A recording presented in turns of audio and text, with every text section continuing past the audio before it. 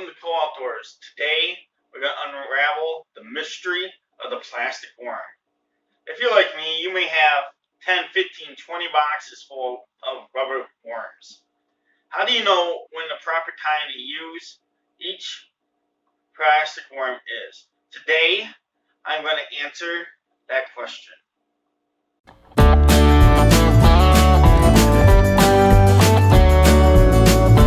Selecting the proper length worm is essential to success when fishing with worms.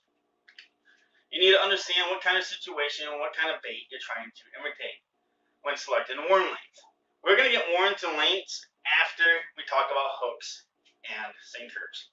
I feel that if you don't understand what size hook to use, it doesn't make sense to you on worm fish.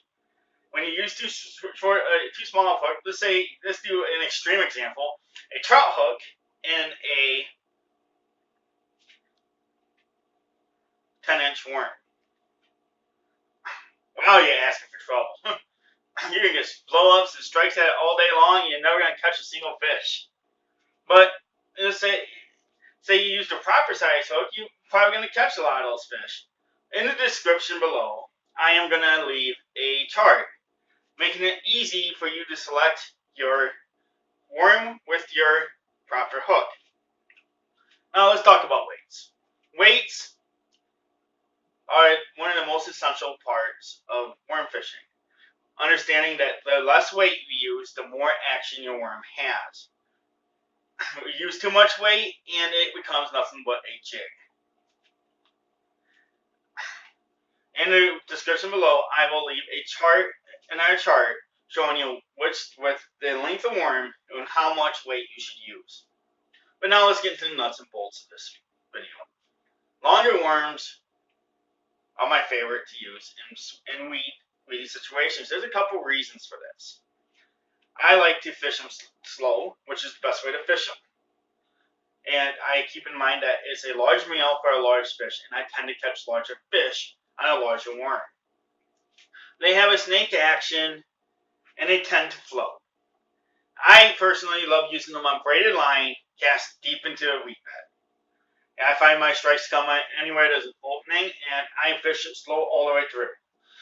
You get explosive strikes in there from big fish. The best to use in the early spring, early summer, and early fall. Now let's talk about the small worms, the cousins. The wicked little cousin, the small worm. I love using them on drop shots. In clear lakes especially. I find that they imitate minnows on a drop shot to a T. I use a small hook, nose ring through the nose of the bait, and I shake. If you make a long cast and you slowly work it back to the boat, it is deadly. Especially if you find some structure to work it around. Small worms work better in timber. I find that when you're making a long cast into timber, your larger worms tend to hang up because they wrap around twigs or limbs or whatever they can find to hang up in. They get hung up, and you end up losing more worms than you do catch fish. And when using in timber, I like to make them into jigs. I like to use a heavy weight, and I'll go through and I'll flip into the timbers. I'll let it sink to the bottom, jig it up once, twice, pull it out. Go to my next spot, and I can cover a lot of timber real fast with the plastic worm.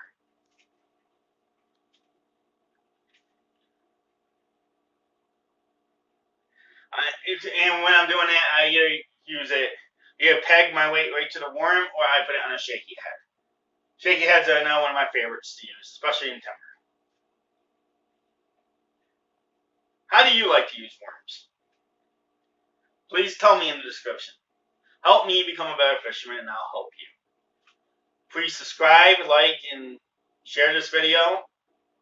Till next time, I am your host, Derek Cole of Cool Outdoors. Later.